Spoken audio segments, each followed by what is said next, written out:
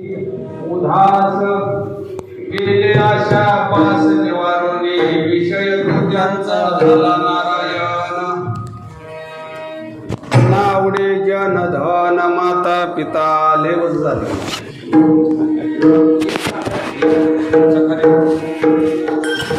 प्रस्तुत प्रसंगी जगद्गुरु जगदवंद्य जगदमान्य आपल्या महाराष्ट्राचे वैराग्यशील अशा तुकोबरायाचा सगळेच्या पाठातला परिचयातला भक्तपर अभंग आहे. तुकोबरायाने या अभंगात भक्ताची लक्षणं सांगितली. ती भक्त कशावरून ओळखायचा, भक्ताची काय बाह्यरंगाची लक्षणं असतात, काय अंतरंगाची लक्षणं असतात, काय बाह्यरंगावर बी ओळखू येत नाही ती, काय अंतरंगावर बी ओळखू येत नाही ती. त्यातल्या त्यात उघड लक्षणे या अभंगात सांगितली. भक्त कशावरून ओळखायचा, भक्तायशे जाना जे देही उदास. दारुडे उदास असतात की देहावर, देह जावो अथवा राहो, मरायला तयार असतात ही देहावर उदासच असतात. तिची लक्षणं काय, पण त्याच्या पुढे सांगितलंय गेले आशा पास निवारोनी. आशेचा पास ज्यांनी निवारण केला तो भक्त आहे. 7 पास आहेत, 7 पास आहेत आणि 7 पास निवारण करणारा सगळ्यात जर मोठा सगळ्यातला पहिला भक्त कोण असेल तर हनुमंतराय. हनुमंतराय मोहपास, मायापास, ब्रह्मपास ही सगळ्या पासावर विजय मिळवलेला फक्त कोण असेल तर हनुमंतरायच. गेले आशा पास निवारोनी मोठं पास आहे, त्याच्यावर ही भक्त ओळखायचा. आणि त्यांचा असणारा विषय तो त्यांचा झाला नारायण. 5 विषय तर शब्द, रूप, रस, गंध आणि स्पर्श. 5 विषयाला काढून टाकणं ही आपल्या मानवाचा धर्म नव्ह. 5 विषय नारायण रूप करणं हा मानवाचा धर्म आहे. ज्या व्यक्तीत, ज्या नरात, ज्या पुरुषात विषयच नाही तर तो पुरुषच नाही. म्हणून त्या विषयाला नारायण रूप करणं, विषय तो त्यांचा झाला नारायण. हनुमंतराय सुद्धा विषय होता, तुकोबराय सुद्धा विषय होता, माऊलीपाशी सुद्धा विषय होता. जो विषयच नाही तो पावन म्हणतात त्याला. पावन माहिती आहे तुम्हाला, 2.25 जाती त्या माणसामध्ये, स्त्री, पुरुष आणि एक पावन जात. ज्याचा विषय नाही त्याला पावन जात म्हणतात. विषय तर असावाच, 5 विषय असावा, पण त्या विषयाला नारायण रूप केलेला त्याला भक्त म्हणतात, असं तुकोबरायचं म्हणणं आहे या अभंगात. आणि त्या विषयाला, त्या विषयाचा जी दात आहे, दात तुकोबरायानं, हनुमंतरायानं, माऊलीनं, महाराष्ट्रात 54 संतांची आधी विषयाचा पडीपाडू गोड परमार्थ लागे कडू. माऊलीच्या ज्ञानेश्वरीमध्ये सांगितले, विषय घेऊन जर आपण निघालो तर परमार्थ ही कडू लागतो असं माऊलीचं म्हणणं आहे.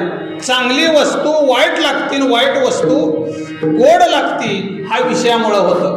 म्हणून भक्तायशे जाना जे देही उदास. देहावर उदास असणं महत्वाचं नाही, शेवटच्या टोकाला मारताना आपण सुद्धा उदास असतो देहावर. नविलाज होतो, काय चालत नाही, परीक्षा द्यायची वेळ येते आणि केलेली कर्म सगळी मोकांडी बसतात शेवटच्या टोकाला. आणि त्यावेळेला जेवाला ओढून यम नेतो, काळाची उडी पडेल बा जेव्हा. आणि त्यावेळेला ध्येय असा आडवा पडलेला असतो, ध्येयाचं काय चालत नाही. आणि ध्येयातला जी जीव आहे त्या जीवाला ओढून नेतात. मारिती तोडीती झोडीती निष्ठुरा,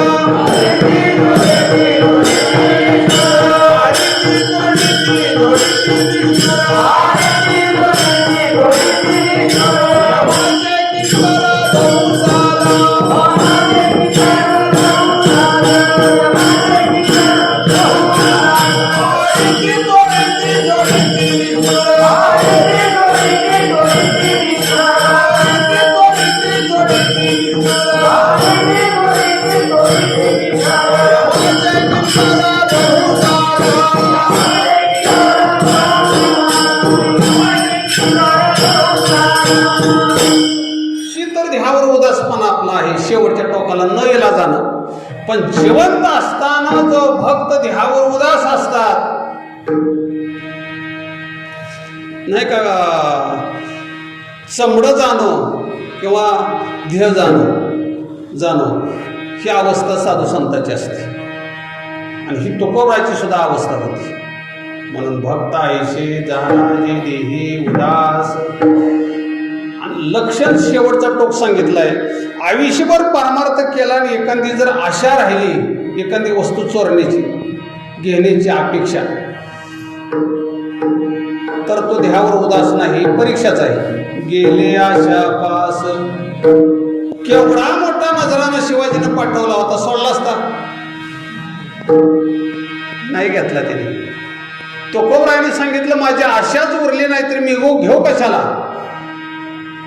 आशाच उरली नव्हती. गेले आशा पास निवारणी. आणि त्यामुळं विषय नारायण रूप झाल्यामुळं, आशयाचा पास त्याच्यावर विजय मिळवल्यामुळं कुठलाही विषय बाधिकार होत नाही. रामायणामध्ये येतं गीत, रामायणामध्ये 80,000 किंकर मारलं, 40,000 बनकर मारलं, एवढं राक्षस मारलं. त्या राक्षसांच्या स्त्रिया कुठं होत्या? अण्णा मारताना घरामध्ये होते, सगळ्या महालात होते. किती सुंदर स्त्रिया होत्या. लक्ष्मीला, पार्वतीला लाजवल एवढ्या स्त्रिया होत्या, राक्षसांच्या पत्न्या होत्या. तेवढ्या मारताना प्रत्येकाच्या घरामध्ये हनुमंत जात होता. पण तत विषयाचा बाधिकार झाला नाही. एखादा ततच थांबला असता तिकडच. कशामुळं? तर त्या 5 विषयावर नारायण रूप, 5 विषयालाच नारायण रूप केलेलं होतं. एका खोलीमध्ये काय झालं, संस्थेतली 5-6 पोरं होती, 2-4 पोरं होती. तेवढीच खोली 10 बाय 10ची. आणि त्या खोलीत कुणीतरी एक दरवाजा उघडा असताना आत साप आला, नाग मोठाच्या मोठा. आणि दरवाजा झाकून ही संध्याकाळी झोपली. आणि उठल्यानंतर ती दरवाजा बसल्या मुलाला दिसला ती नाग. अरे बापरे म्हणली, नाग आहे ही नाग. 2-4 जण होते. काय करायचं म्हणले, थांबा आपण ह्याला मारू. एक मारू म्हणल्यानंतर त्या तिघांनी ठरवलं, ह्याला जर मारलं तर पाप लागल. नाही म्हणले. दुसरा म्हणले, ह्याला हाकलून काढू म्हणले. अरे हाकलून काढलं तर कोणाला तर चावणार आहे म्हणली ही. बरं म्हणले, जाऊ द्या. तिसरा म्हणला, असं ना आपण गप्प बसू, अण्णा असंच निवांत बसू. अहो निवांत कसं बसू, त्याचा स्वभाव आहे ते. तू का म्हणे स्वभाव कर्म, ती चावल्याशिवाय सोडणार नाही म्हणली. मग काय करू? चौथ्यानं त्याला प्रश्न निवडला. ह्याला म्हणले, आपण वेला जाणं तोंडापाशी धरून ह्याचा विसाचा दात काढून टाकू. आणि मग विसाचा दात काढल्यामुळं ती बाधिकार झाला नाही. तसा साधू संतांनी विषयाचा दातच काढल्यामुळं विषयाला रूप नारायण आलं. खळ होता, दुष्ट होता, त्या दुष्टपणा काढून टाकून जसा खळांची व्यंकटी सांडो. आणि माणसाला रोग झाल्यावर मारावा का त्यातला रोग काढावा? रोग काढावा. रोग काढल्यावर पहिल्यासारखा तो शुद्ध होईल. तसा दुष्टपणा काढून टाकावा. शरीरात जर बाधिकार कोण असेल तर आपला विषय. कशाला बी तुम्ही नादी लावा, पण विषय नादी लागत नाही. विषय हा महान मोठा राक्षसी स्वरूपाचा विषय. आणि तो विषय तुकोबरायाकडे एक स्त्री आली होती. तुम्हाला माहित असेल, अभंग असतील, पाठ असावं. तो का म्हणे, तुला पाहिजे भ्रतार तरी काय नर थोडे झाले. तुकोबरायाने उत्तर दिले. रात्री तुकोबरायाच्या घराला एक स्त्री आली आणि तुकोबरायाने सांगितलं, तू का म्हणे पाहिजे तुला भ्रतार तरी काय नर थोडे झाले. ह्या जगामधलं नर थोडं आहे तर काय म्हणून तिचा धिक्कार केला.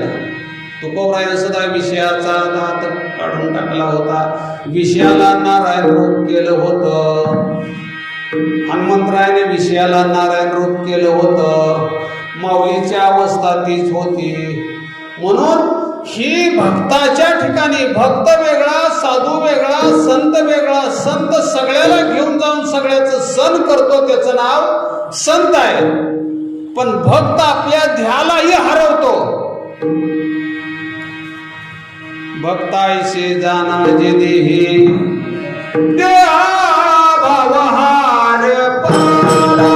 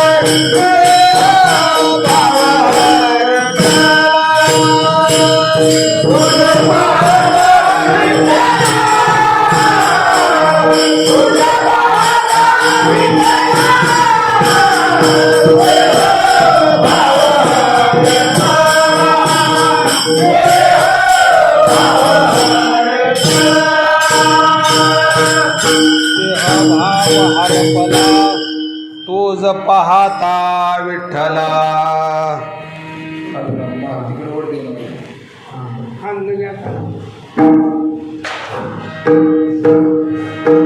ध्याचं गाव सोडल्याशिवाय, ऐका लांबत नाही मी, ध्याचं गाव सोडल्याशिवाय देव भेटत नाही आणि देवाचं गाव सोडल्याशिवाय देव भेटत नाही. दोन गाव आहेत, एक देह नावाचं गाव आहे आणि एक देव नावाचं गाव आहे. दोन्ही गावच एकदाच भेटतील गाव. ह्या ध्यावरलं चित्त देवाकडे लावावं लागेल किंवा देवावरलं चित्त ध्यावर लावावं लागेल. नव होळं सोडल्याशिवाय पंढरपूर भेटणार नाही आणि पंढरपूर सोडल्याशिवाय का दोन्ही बी संकट भेटतील. म्हणून ध्याचा भाव सोडला, ध्याचं गाव सोडलं, देह भाव हरपला भक्ताईशे जाना जे देही उदास. भीतीच राहिली नाही. आज तर ही देह देऊन टाकायचा आहे, त्यांचा आहे. देह हे काळाचे, धन हे कुबेराचे. नासल्यावर देण्यापेक्षा जरा बरायतावरच देऊन टाकावा. मरणा हाती सुटले काया या विचारे निश्चय, नासून गेली खंती सजस्थिती भोगाचे. माझं भोग संपलं गेलं. ह्या ध्याची स्थिती नाचण्याच्या ऐवजी त्यांना देऊन टाकला. आम्ही जातो, तुम्ही कृपा असू द्यावी. आणि ज्या त्या वयात जिती व्यवहार केला, ज्या त्या वयात जिती वस्तू देऊन टाकलेली बरी असते. ज्या त्या वयात तुकोबाईनं तसं केलं. 42व्या वर्षी ध्यावर तर उदास होतेच. तुम्ही सांभाळा तरी त्याला म्हातारपण येणार आहे, नाही सांभाळा तर म्हातारपण येणार आहे. चांगलं मंगळ खायला घातलं तरी बी म्हातारपण येणार आहे, नाही घातलं तरी बी म्हातारपण येणार आहे.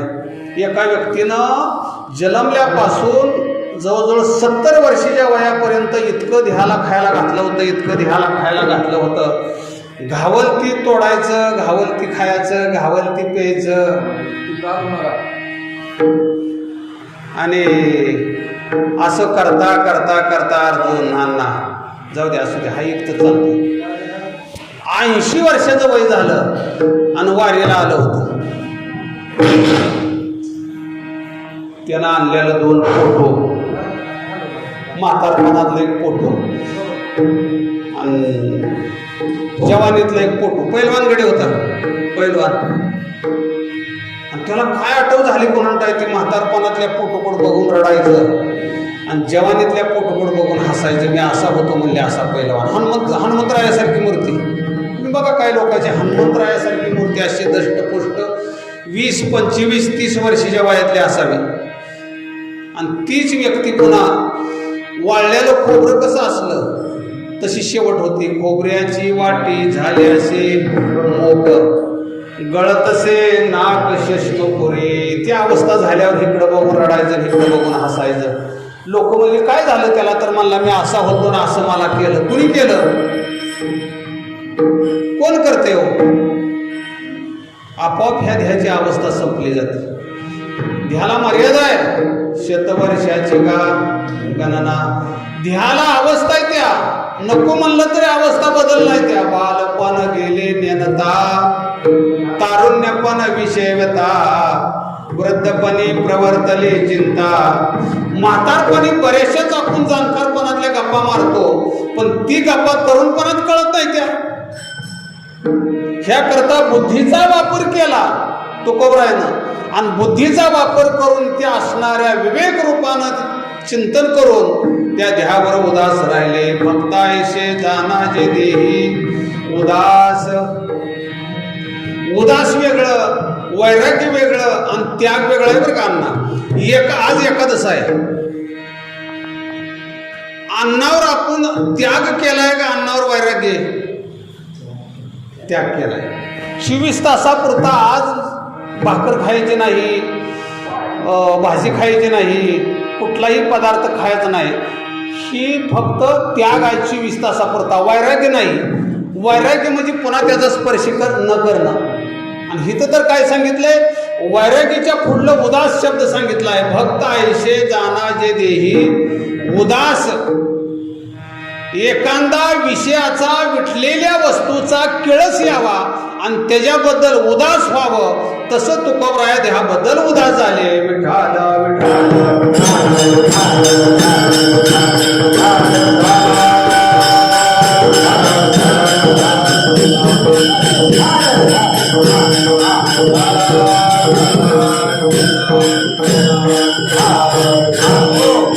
हे आज तरी जाणार आहे, उद्या तरी जाणार आहे, नको म्हणलं तरी सुद्धा इस्कावून.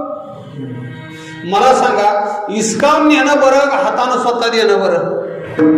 इस्कावून कारभार घेणं बरं का हातानं आपल्या देणं बरं? कातन सर्प सोडतो का ठेवतो? आपाप सोडतो. ते इस्कावून घेत नाही, ते सोडतो. जसं सोडीला हा संसार माया तयावरी भार. आपाप संसार सोडावा, आपाप माया सोडावी. सर्प आपोआप कातन सोडतो, तसा आपण देहाचा लोभ आपोआप सोडावा, असं तुकोबरायाला म्हणायचं आहे. विठाला विठाला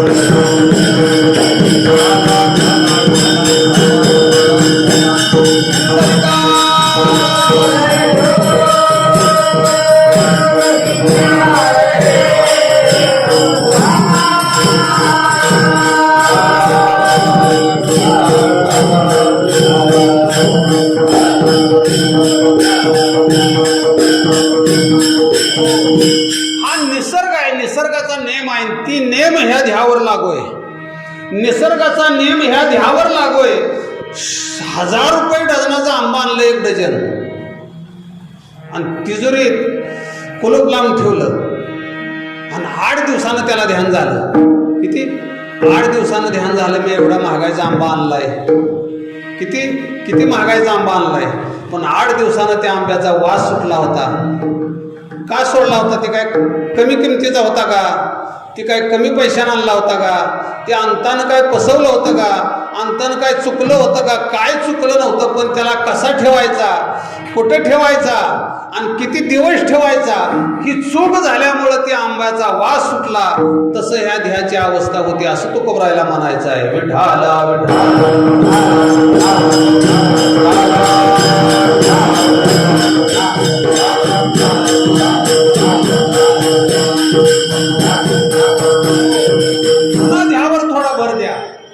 थोडा देहावर भर द्या. देह चांगला आहे का वाईट आहे? अहो, देह चांगला आहे. देह ह्या ध्यान भगवंताची प्राप्ती आहे.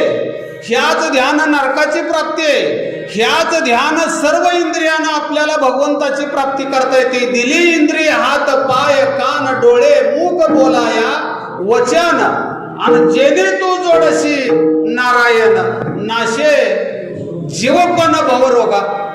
किती सुंदर शरीर दिले, आणि त्या शरीराचा योग्य तऱ्हेनं वापर जर केला, वाहन गेल्यानंतर हात करून काय उपयोग आहे? आणि त्या ध्यावर फक्त ध्याची शुद्धता कशानं होती तर त्यागानं होती. त्यागानं. त्यागी पुरुष विठ्ठलपंत त्यागी होते, माऊली त्यागी होते, तुकोबराय त्यागी होते, हनुमंतराय त्यागी होते. आणि अशा त्याग रूपानं भगवंताचं नाम घेणं म्हणजे भगवंताचं नाम घेणं म्हणजे देह पवित्र होणं. आपण नाम घेतो, रोज आपण नाव घेतोय भगवंताचं. हरे राम हरे कृष्ण राम कृष्ण नामे हे दोन्ही साजरे. मग देह का पवित्र होत नाही? तर त्या देहावर त्याग नाही, त्या देहावर वैराग्य नाही, त्याच्यामुळं देह पवित्र होत नाही. तसा तुकोबरायाचा देहावर उदासपणा होता, त्याग होतं, वैराग्य होतं. आणि वैराग्य रूपी देहाला, त्याग रूपी देहालाच भगवंताची प्राप्ती होती. मग गोविंद ते काया, आहे का नाही? उदाहरण येतं रोजच्या आपल्या ह्याच्यातलं. रावणाचं सैन्य कोणाकडे बघून युद्ध करत होतं? रामाकडे बघून. देहावर उदास होती का देहावर बरी होती ती? अहो भक्त ऐसे जाना, आम्हाला मागं जावं तर रावण ठेवत नाही, पुढं जावं तर राम ठेवत नाही. भक्त ऐसे जाना जे देही उदास, उदास होते उदास. आजच्या देहामध्ये एक तर मरो किंवा मारो, मरो किंवा मारो, दोनच गोष्टी आहेत त्या.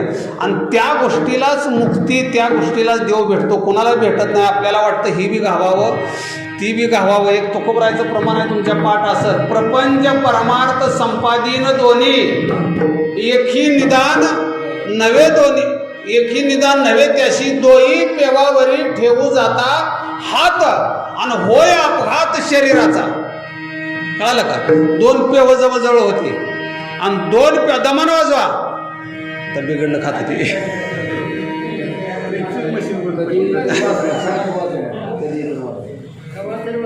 दोन अशी दोन पेव जवळजवळ होती, त्याचं ह्या साईडला आणि ह्याचं त्या साईडला. दोन्ही बी असा पेवावर दोन्ही हात ठेवला, हात खाली गेल्यावर कशावर आदळलं होती?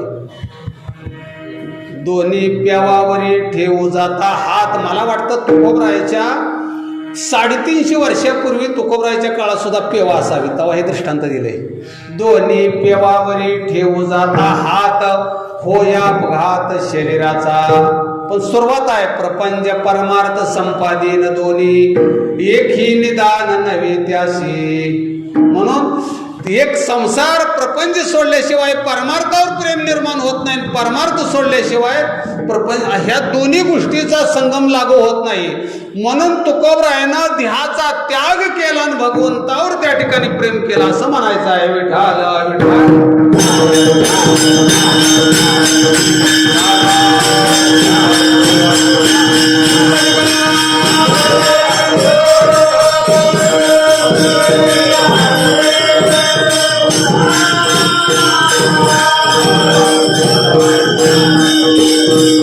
उत्तरार्ध कसा आहे बघा. गेले आशा घालवले नाही, गेले आशा पास निवारोनी. ही चौकशी आपल्याला करता येते. आपल्या आशा पास गेली का नाही गेली? आपल्या नारळाच्या तुकड्यावर आशा राहते, थोड्या थोड्या बलावर राहते, थोड्या थोड्या ह्याच्यावर राहते, कशावर तरी राहते आशा. गेले आशा पास. एका मोठ्या वारीत जीभ मध्ये फुकारत होती, किशे कापासून सावध राहावा. फुटे अशी पिकर लावून फुकारत होती, किशे कापूपासून सावध राहावा. असं म्हणल्यावर एका बिचाऱ्यानं असा किशाला हात लावला होता आणि ती फिरत होतं. ते असं हात किशे कापूपासून सावध राहावा, ती किशाला घट्ट असा हात धरून फिरत होतं. एक जणांनी विचारलं का धरलं किशाला? म्हणला ती जीव काय फुकारते मग क्या? मला सांगा, किशे कापूपासून सावध राहावा ह्याचा अर्थ कसा आहे की ज्याच्या खिशात काय पैसा असेल त्यांनी सावध राहावा, काय खिशापासून सावध राहावा. भीती कोणाला असते हो? पैसेवानाला भीती चोराची, पाप करणाऱ्याला दुःखाची. ह्याच्या खिशात चुनीची डबीन याला भीती कशीची? मोकळा चालला तर चालतंय. तसं तुकोबराय म्हणतात, आम्हाला जी खिशामध्ये जी पैशाची जशी भीती असते तशी आम्हाला ध्याचं चोजलं पुरवण्याकरता कसलीही भीती नाही, असं तुकोबरायला म्हणायचं आहे. म्हणून तुकोबराया खरखळीत निश्चळ न करी रे सांग राही रे निचार न करी रे सांग राही रे निचार न करी रे सांग राही रे निचार न करी रे सांग राही रे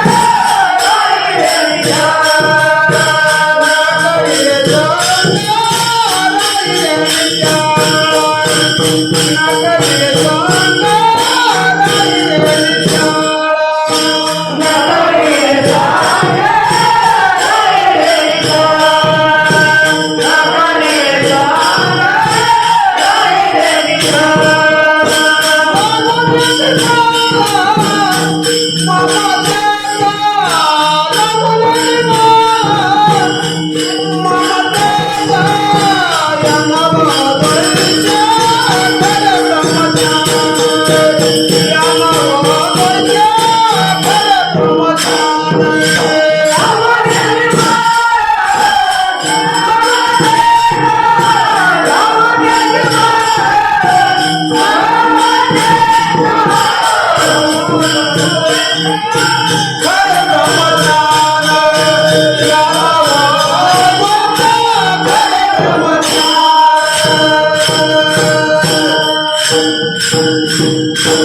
द्यात ह्या अंकारूपी जो राजे त्या राजाला उपाधीच लागून घेतल्या नाही त्या तुकोबरायना न करे रे संग राही रे निश्चळ लागोने दिमळ ममतेचा या नाव द्वैत खरे ब्रह्मज्ञान अनुभवा वाचुनी बडबडती. तिसरं चरण सांगितलं इंद्रियाचा जय वासनेचा क्षय संकल्पाही नये वरी मन तुका म्हणे नये जाणीव अंतरे. अहो इंद्रियावर जय मिळवा, इंद्रियावर जय मिळवा. इंद्रिय तुम्हाला घातक ठरत नाही. ती हनुमंतरायानं इंद्रियावर जय मिळवला आणि लगेच वासनेचा क्षय झाला. इंद्रियावर जर जय मिळवत नसल रावसाहेब चंदो, इंद्रियावर जर जय मिळवत नसेल आणि वासनेचा जर क्षय करायला गेला तर काय होतं सांगू तुम्हाला. एका गावामध्ये 10 बैल होती, 10 बैल. आणि त्या 10 बैलानं बैलाचा शेतकऱ्याने एका माणूस असा ठेवला होता संध्याकाळी वैरण घालण्याकरता. त्याला सांगितलं होतं ह्या 10 बैलाची जोपासना रात्रभर वैरण खाणं पाणी पिणं शान मागं सारणं हे तुझ्याकडं काम आहे. आणि ही 10 बैल बसली का तू कुशाला झोपत जा. काय व्हायचं बरं का अर्जुन, 5 बसायची, 4 उभा राहिलेली असायची. एक दिवशी असा प्रसंग आला 9 बैल बसली होती आणि एकच उभा होता रोध करत असा. त्याला वाटलं ह्याला जर आपण पाडायचा प्रयत्न केला तर निवांत, म्हणून त्यानं कासरा घेतला आणि शिंग फोडण्याकरता तिची प्रॅक्टिस होती. त्यानं बरोबर असा तिरडा टाकून पाडायचा प्रयत्न केला त्या बैलाला आणि पाडला बी खाली पाडल्याबरोबर आता झोपाव ही ठरलं नाही त्याचं. ही 9 बैल काय काय बसली ती. मला सांगा, एक पाडला एक बसला पण किती उठली. आमचं असं होतंय हो, इंद्रियावर जय मिळवले नसल्यामुळं आम्ही एकादशी दिवशी असं ठरवलेलं असतं 24 तास उपाशी राहायचं. पण जर सुंदर अशी फराळ पुढं दिसली आणि चांगला पदार्थ दिसला, अहो खाल्ला काय तोंडाला पाणी सुटलं काय, खाल्ल्यासारखंच झालं. मन तुमचं कुठे गेलं, त्याच्यावर गेलं. म्हणून तुकोबरायानं हनुमंतरायानं इंद्रियावरच जय मिळवला. त्याच्यामुळं कुठलाही त्यांना वासनेचा घात झाला नाही असं या अभंगात म्हणायचं आहे.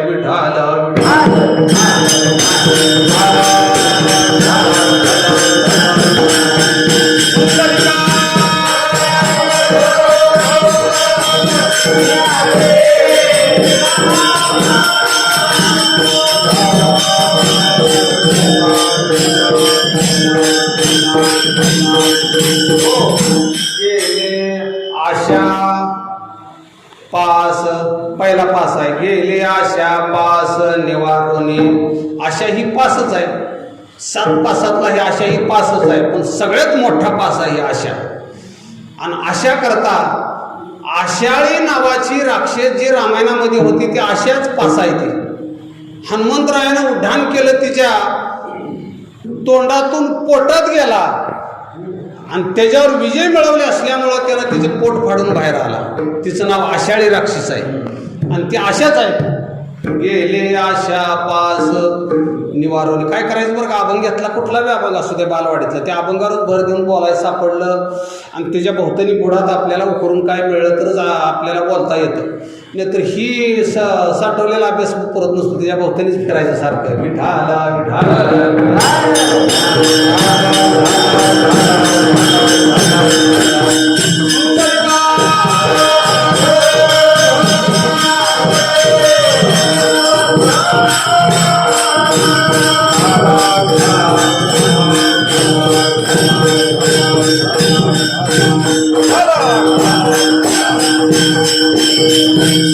सगळ्याला औषधी एक आहे.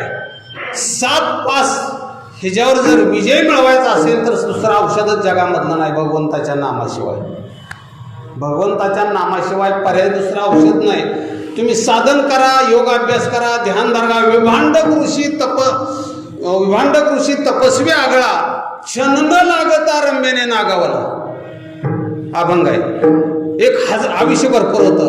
विभांडक नावाचा ऋषी 1000 वर्ष तपश्चर्या करत होता, पण इंद्रियावर विजय न मिळवल्यामुळं एका रंभेनं त्याला एका क्षणामध्ये नागवला आणि तिच्या मागे पळायला लागला. अभंगाचं नामदेवरायाचं. विभांडक ऋषी तपस्वी आगळा, क्षण न लागता रंभेने नागवला. म्हणून तुकोबराय म्हणतात भगवंताच्या नामाला विसरू नका. इंद्रियावर विजय मिळवण्याचं सामर्थ्य आहे भगवंताच्या नामामध्ये. म्हणून तुकोबरायाने जर भर कशावर दिली असेल तर भगवंताच्या नामावर भर दिले. जो वदी अच्युत सर्व काळ. त्यानं होतं काय, पवित्र तो देह वाणी पुण्यवंत. पवित्र तो देह वाणी पुण्यवंत. पवित्र तो देह वाणी पुण्यवंत. पवित्र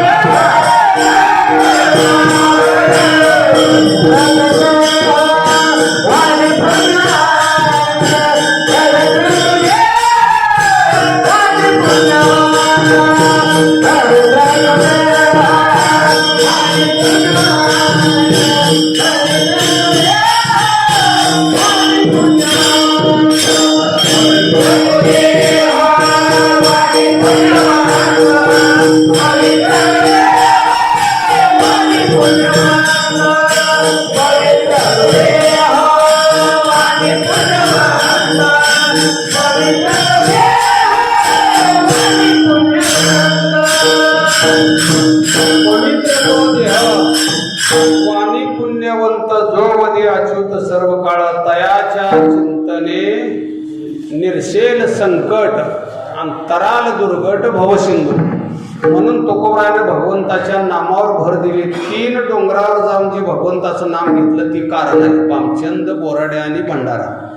3 डोंगरावर अखंड भगवंताचं नाम घेत होते. आपण केलेला अभ्यास, कीर्तन, प्रवचन, भगवद्गीता ही सगळं जे काय 8 साहित्य, ह्याला जर भगवंताच्या नामाची जोड नसली तर ती गप्पा होती. त्यांना गप्पा अनंत वाचाळ बरळ ती बरळ आणि त्या कैचेने गोपाळ पाविहारी. म्हणून भगवंताचं नाम ईडी भोळी भाविक लोक जी भगवंताचं नाम घेतात त्या भक्तीला रोजायला मुरायला मिळतं. पिकली या सेंद कडोपण गेले या न्यायानं ती भक्ती मूर्ती म्हणून अखंड भगवंताचं नाम घेणारी तुकोबराया, भगवंताच्या नामाला अखंड जडून राहणारी तुकोबराया. एका भाषेत म्हणतात ध्येय माझा पवित्र आहे, एका भाषेत म्हणतात इहलोकीचा हा ध्येय आहे, ह्या इहलोकीतला ध्येय मिळाला. दुसऱ्या अभंगात म्हणतात मग गोविंद ते काया. चौथ्या अभंगात म्हणतात भक्त ऐशे जाना जे देही उदास. असं का म्हणावं तुकोबरायानं? तर तुकोबरायचं प्रत्येक अभंगाचं चिंतन करताना तुकोबरायची क्रिया वेगळी. तुका म्हणे अंगे व्हावे ते आपण आणि तरीच मय मान येईल कळो. म्हणून तुकोबरायाचा भाव कोणीकडे असेल बरं? तुकोबरायानं असं का म्हणावं बरं?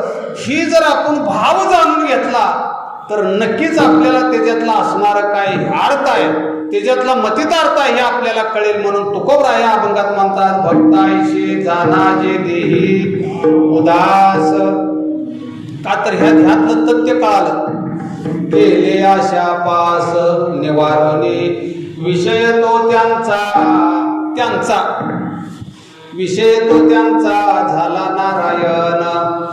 जन ध्यावर उदास. मला सांगा विषय ध्यात असतात का बाहेर असतात? बर, विषयाला भोगत असताना शरीराचं चोचलं पुरवतात का दुसऱ्याचं? शरीराचं. ते शरीरावर जर उदास असला तर विषयाचा संबंध येतो कुठं? तर शरीरावर जर उदास असला तुम्ही तर शरीराचा विषयाचा विषयच येत नाही, त्याचा अर्थच येत नाही. विषय तो त्यांचा झाला नारायण. नावडे जन, निंदा करणारे जग नावडे जन धन माता पिता ह्या दोन चार गोष्टीचं चिंतन करून न प्रमाण देता ठोबा रोखण्याचं भजन घेऊ. नावडे जन, तुम्ही गरिबासारखं वागा नावं ठेवतात, श्रीमंतासारखं नावं ठेवतात. कीर्तन प्रवचन अखंड करा तरी सुद्धा पैशाकरता हिंडती ती मोकाटा. सद्गुरूच्या बैठकीत जावा नटून जाते ती, अमक करते ती, असले की बोलते ती. वारीला जावा पोटा करता पंक्ती करता आणते ती. कसं बी तुम्ही ठेवा. तुकोबरायचा अभंग आहे कोणी निंदा कोणी वंदा आम्हा सोहिताचा धंदा. काय तुम्हासी गरज आम्ही भजू पंढरीराज. तिसरं चरण आहे तुम्हासारखे चालावे तेव्हा सोहिता मुकावे. तुका म्हणे होका कायन गळ दिला विठ्ठल पाये. तुकोबरायला सुद्धा प्रसंग आला. मी बरेच वेळा मुद्दा म्हणून सांगतो. महाराष्ट्राचा शिवाजी राजा तुकोबरायच्या कीर्तनाला येऊन बसत होते, पण गावचा पाटील जे होता ना त्या पाटलाला त्याचं कधीच बरं वाटत नव्हतं. कोपला पाटील गावचे हे लोक, काय भानगड असेल कोणाला. आणि तवापासून नाही शंकराचार्याला 1100 वर्ष झाली, माऊलीला 750 वर्ष झाली, तुकोबरायला 350 वर्ष झाली आणि आपल्या दादाला 1945 साली त्याने ध्येय ठेवला आहे. मठावर आपल्या तारीख आहे त्याच्यावर. हे सगळ्या संतांचं जर चरित्र पाहिलं तर गावातल्या लोकांना बरंच वाटत नाही, काय गम्यचा अर्थ कळाला नाही. गावाला माहिती आहे आपासंकट होते. एक दत्तुमाळी म्हणून होता, त्यानं 32 एकर रानदा म्हटलं होतं दादांचं, सोडतच नव्हतं ते. आणि बाकीच्या ह्या रानावर तर 27 लोकांची नाव होती. आणि आज दादाच्या फडाचं सगळ्या गावाने दादाचं फड जे नेम आहे ना, नेम हे आता नेमानंच आपण त्यांचं भजन घेतलं, नेमानंच प्रमाण म्हणायचं, त्या नेमानं बंडी घालायची. तर दादा इथं कुठलंही पाळत नाही. ते तुम्ही सेवा केली गोटीला, शारीरिक सप्त्यात माझी सेवा असते आणि तर पाळतच नाही ती काय. आणि अजूनही दादाचे विरोधक लोक आहेत तिथं. काय भानगड आहे कोणाला आहे. माऊलीच्या काळात असंच होतं, त्यांना त्या आळंदीमध्ये राहू दिलं नाही. पीठ मागितलेलं सुद्धा तोडवून टाकलं, तर नाकलून काढलं. ते आज त्याच्या नावावर गोलामच्या हानती ते हा भाग वेगळा आहे. तुकोबरायची तीच अवस्था होती. त्याच्या अगोदर सगळ्या संतांचे चरित्र काय भानगड आहे कोणाला आहे. म्हणून तुकोबरायानं त्यावेळेला सांगितलं तुमच्याकरता तुमच्यासारखं जर आम्ही वागायचं राहिलो तर ही आम्हाला नकोय. नावडे जन आणि धन कोणतं सांगितलं? जोडोनी धन उत्तम व्यवहारे. 3 प्रकारचं धन असतं. एक उत्तम, मध्यम आणि कनिष्ठ. उत्तम कुणाला म्हणायचं? घामातून आलेलं, प्रत्येक घामाच्या थेंबातून मिळवलेली संपत्ती ती उत्तम संपत्ती.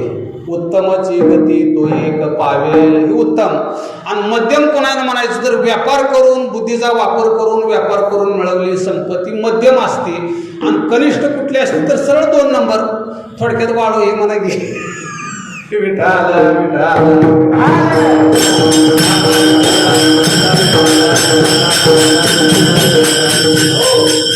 नावडे जन धन आणि पुढं काय सांगितलं अण्णा माता बी आवडून आहे का आणि इकडं तर सांगितलंय मातृ भव पितृ भव कोणती माता कैकई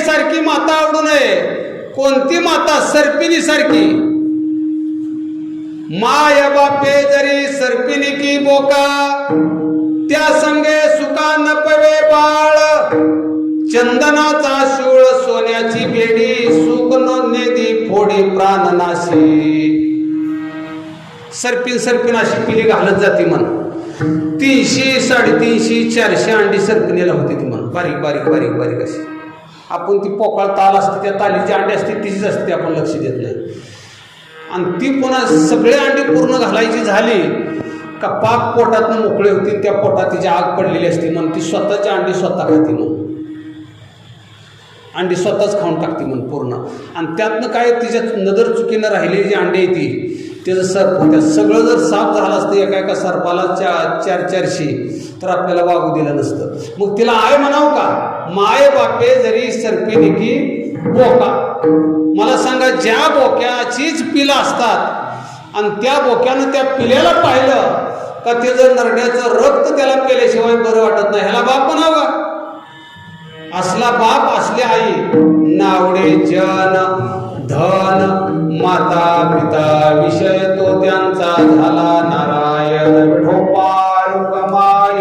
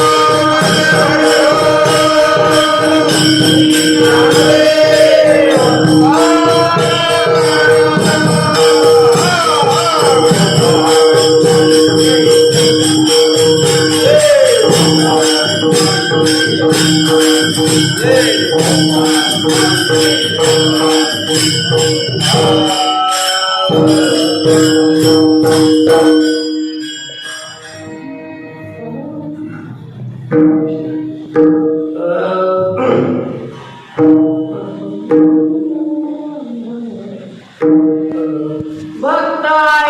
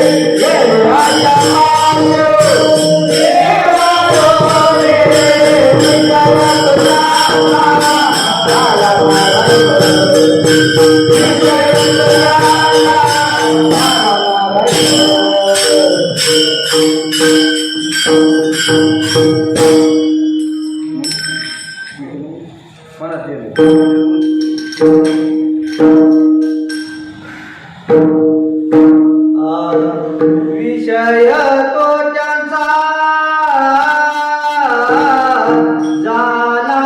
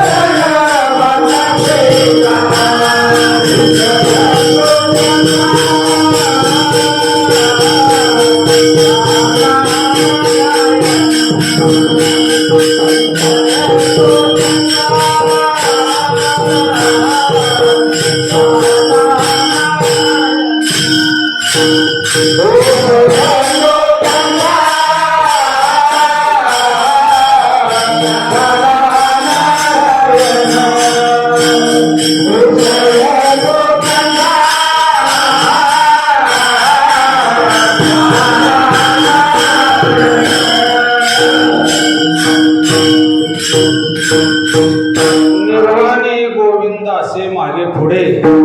निर्वाणी म्हणजे शेवट, निर्वाणी म्हणजे संकट, निर्वाणी म्हणजे तत कुणाचंच काय चालत नाही, शेवटचा प्रसंग. अशा शेवटच्या प्रसंगांती निर्वाणी गोविंद असे मागे पुढे. थोडं दावा स्वर. निर्वाणी गोविंद असे मागे पुढे कायच साकडे पडून दे. तुकोबराय म्हणतात निर्वाणीच्या वेळेला भगवान परमात्मा अनेक असणाऱ्या संतांच्या ठिकाणी प्रगट झाला असं तुकोबरायला म्हणायचं आहे. म्हणून निर्वाणी गोविंद असे मागे पुढे काहीच साकडे पडून दे.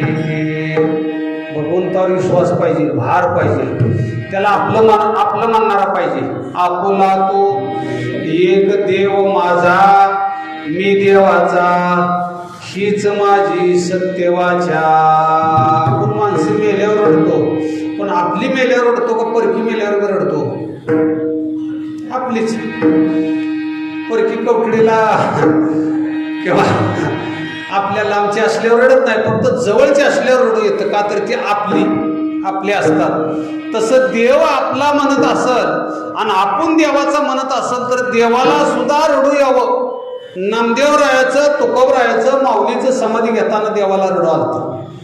देवाला रडू आलतं का तर ते आपलं मनच होते आपलं म्हणून तुका म्हणे भार घातल्या वरी आणि होईल काय वारी नारायण विश्वासाला तडा जाऊ देऊन भगवंतावर भार घालावा त्याचं चिंतन करावं संसारात कर्म करत असताना असूनही संसारी जेव्हा वेग करी संसारात राहून आपल्याला संसारात जसं जसं कर्म असेल प्रारब्ध असेल तसं कुणाला कमी मिळेल कुणाला जास्त मिळेल कोणाला सुख मिळेल दुःख मिळेल पण माझा एक कोणतरी दिनाचा सोयरा पांडुरंग असा माझा शेवटचा सोयरा आहे आणि त्याला त्या ठिकाणी जर अखंड तुम्ही असणार त्याचा आपलासा म्हणत राहिला तर त्याला नक्की रडू आल्याशिवाय राहणार नाही नुसतं रडून भागत नाही अण्णा अर्जुन रडून भागत नाही ती निर्वाणी गोविंद असे मागे पुढे भक्त प्रल्हादाला नाही का उचललं शबरीला नाही उचललं कुर्मदासाला नाही का शेवटच्या टोकाला प्राण जायच्या वेळेला कुर्मदासाच्या पुढं प्रगट झाला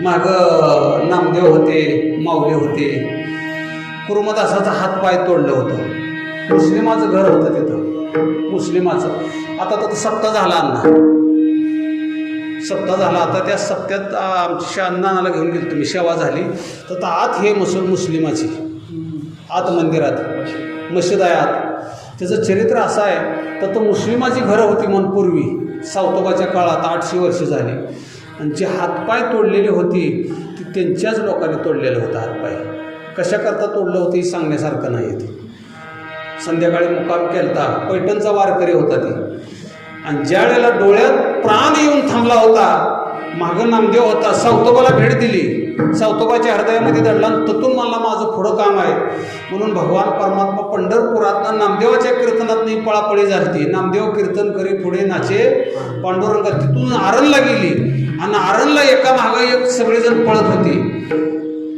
पुढं देव पळत होता त्याच्या मागं माऊली होता त्याच्या मागं सगळेजण पळत होते ततलं बी तेवढं सावतोबाचं कार्य उरकलं आणि कार्य उरकून तत कुर्मदासाकडे गेल्यावर कुर्मदासाला कृपादृष्टीनं भगवंतानं पाहिलं ब्रह्मदृष्टीनं पाहिलं दिव्य असं तेज आलं आणि कुर्मदासाला विचारलं तुला जीवदान पहिल्यासारखं हात पाय तोडलं होतं कुर्मदासानं सांगितलं ज्याने माझा हातपाय तोडलं त्याच्यामुळंच मला तुझं ध्यान झालं त्याच्यामुळं तुझी आठवण झाली आणि शेवटपर्यंत मी तुझा धावा करत बसलो आणि म्हणूनच तुझी मला भेट झाली कोणामुळं तरी हातपाय तोडण्यामुळं म्हणून तिची आज ही बांधलेली आहे बघा ती शेवटच्या टोकाला आणि भगवंतानं दिव्य अशी त्याच्यावर अमृतदृष्टी पाहिली डोळ्यानं पाहिलं काय नको मला आता जन्म ज्याच्यासारखा अठ्ठास याचसाठी केला होता आता ज्याच्याकरता योग धारणा अठ्ठास नेम धर्म पथ्य सर्व काय पाळावं तुझ्याकरता तू जर भेटला असेल तर नाशिवंत शरीर पुन्हा मागून काय उपयोग आहे नको म्हणली मला आता शरीर हितच माझी त्या ठिकाणी ततच त्याला त्या ठिकाणी अग्नी कष्ट दिला ततच समाधी दिली आणि ततच हे आता थोड्या दिवसात मंदिर झाले पूर्वी काही मंदिर नव्हतं ती आता तर सप्ताह करायला लागली ती आणि म्हणून त्याचं सुद्धा ह्या देहावर काय केलं भक्त ऐशे जाणाचे देही उदास देहाची आशा धरली का अहो देह आज ना उद्या जाणारच आहे नको म्हणलं तरी मी जाणार आहे जा म्हणलं तरी मी जाणार आहे होय म्हणलं तरी मी जाणार आहे पैसा असलं तरी मी जाणार आहे नावावर ठेवलं तरी मी तसाच गोताना ठेवून का होय नाही पण जाणारच आहे म्हणून साधू संतांनी हा सारासार विचार केला सारासार विचार करा उठाउठी आहे का नाही क्षणोक्षणी हाची करावा विचार तरावया पार भवशियो नाशिवंत देह जाणार सकळ आयुष्य खातो काळ सावधान म्हणून ह्या आयुष्याला मर्यादा आहे आयुष्याची शेवटची तारीख आहे आणि त्यापेक्षा त्यांनी हिसकावून घेण्यापेक्षा आम्ही हाताने दिला धरा तुमची वस्तू तुम्हाला तुमची वस्तू तुम्हीच घ्या आम्हाला त्याचा नको आपण शेवटच्या टोकापर्यंत देतच नाही देत नसल्यामुळं भांडण लागतं काळ आपल्याकडून हिसकावून नेतो आणि पुन्हा भांडण लागतं आणि ते सोपं बी नाही भांडण काळासमोर कुणी भांडावं तुकोबरायनं म्हणावं गळी काळावरी घातली कास एक एका होनी बळी रे गोपीचंदन केळा तुळशीच्या माळा हार मिरवती गळा रे त्यांनी म्हणावं काळाला मात देण्याचं सामर्थ्य त्याने भगवंताच्या नामानं मिळवलं तशी आपली ताकद आहे म्हणून त्यांनी देहाचा त्याग केला आणि पाहिलच्या अगोदरच न्या म्हणायच्या अगोदरच, द्या म्हणायच्या अगोदरच देहाचा त्याने असणारा त्याग करून त्यांच्या हाती दिला. आम्ही जातो तुम्ही कृपा असू द्या विसर वैकुंठाला गेले. का तर वैकुंठातच चालते. आम्ही वैकुंठवासी आलो याच कारणाशी. वैकुंठ मोकळं होतं. वैकुंठ कोपट जुनाट झोपडी. खरं वैकुंठाला शोभा देवामुळं होते. देव खाली आल्यावर वैकुंठ मोकळं दिसायला लागलं. माणसं जर घरात नसले तर त्या घराला शोभा नाही. केवढं मोठं बंगलं बांधा. माणसाचा कालवा असावा, त्याची वरडावरड असावी, लहान लेकरं असावी तर त्या घराला शोभा आहे. जर नसल तर ती घर मशानासारखं दिसतं. तसं नामदेवराय म्हणतात आमचं वैकुंठ मोकळं दिसायला लागलं. वैकुंठ कोपट जुनाट झोपडी नको आडाआडी. वैकुंठा जाऊनी कायवा करावे आणि उगेची बैसावे मौन रूप नामदेवरायचा अभंग आहे. नको आता तुकोबरा सांगितलं आम्ही तत्व चालतं घर मोकळं पडले म्हणजे आम्ही जातो तिकडं. आता हे तुमचा देह तुम्हाला घ्या कलियुगात निर्माण झालेला म्हणून भक्त आहे शेजान.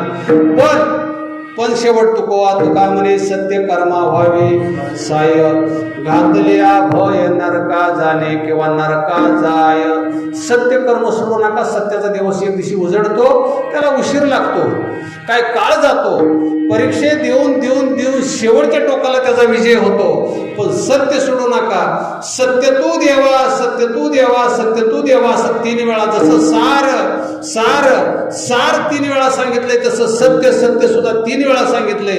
आणि त्या सत्याची परीक्षा तुकोबरायाने दिली. त्या परीक्षेत तुकोबराय उतरले आणि उतरल्यानंतर तुकोबरायाच्या महालामध्ये घरामध्ये मला सांगा भगवंतानं तुकोबरायाचा आधी अंगीकार केला का त्याच्या जिजायचा अंगीकार केला आधी? हा जिजायचा अंगीकार केलाय. अगोदर जेवायला कुणीकडे आलता? घरी. दरदरीत पाण्या माझीरा दिल्या कन्या. तुकोबरायाचा अंगीकार करायच्या अगोदर जिजायच्या घरी अगोदर जिजायचा अंगीकार केला आणि तिच्या हातच्या कन्या खाल्ल्या अगोदर. म्हणजे तुकोबरायाचा असणारा भाव पाहण्याच्या अगोदर जिजायचा भाव पाहिला घरचा. आणि खरं परमार्थावर जर विजय मिळवायचा असेल आणि संसार करून जर परमार्थ करायचा असेल तर खरं घरचीच नीट धड लागतं, नाही तर होत नाही धीड. मी बरेच वेळा सांगते पत्नी अनुकूल असणं, बिनरोगी शरीर असणं, मुलगा आज्ञाधारक असणं ही पूर्वजन्माचं पुण्य. आणि घरामध्ये बुद्धिवंत माणसं असणं ही घराचं वैभव आहे. बुद्धीचे वैभव अन्य नाही तुझे, एका केशवराजे सकळ सिद्धी.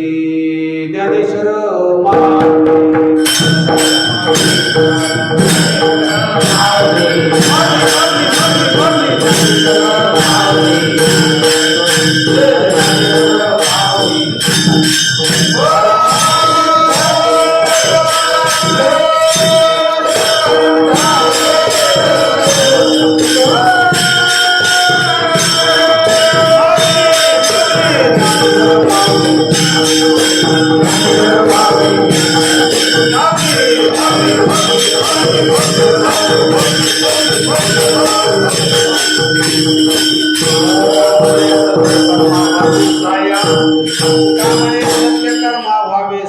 घातल्या भय नरका जाणे. सत्यकर्म एखादा आळंदीला निघाला असला तर त्याला कोणीच अडथळा करू नका. एखादा पंगत घालत असला तर त्याला प्रोत्साहन द्या. एखादा सत्कार्याला दान करत असलं तर कशाला त्या भानगडीत पडतो असलं